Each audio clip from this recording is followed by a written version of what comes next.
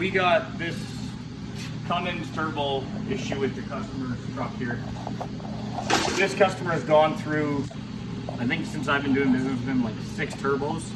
We've tried brand new turbos, we've tried different rebuild companies, we've tried all kinds of different things, and we just keep having the same issue. The vanes just keep seizing up.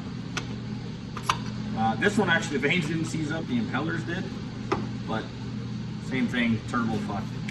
So we're gonna switch to, I believe this is a BorgWarner, yeah, BorgWarner, non-VGT turbo with custom tuning, custom programming in the truck.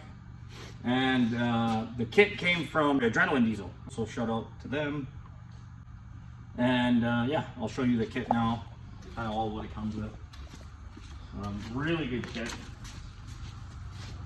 Comes with our turbo feed line, turbo drain line, exhaust manifold, and then our BorgWarner turbo over there.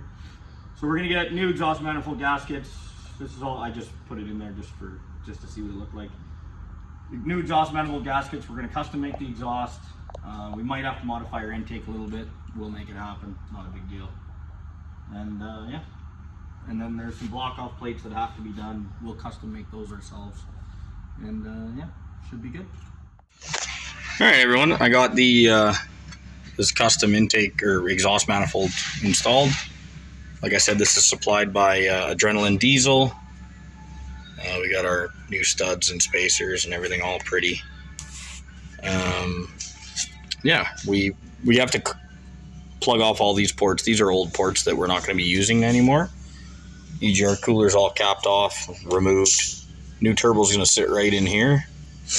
And right now we just have to clock our turbo, which means when I come over to this guy,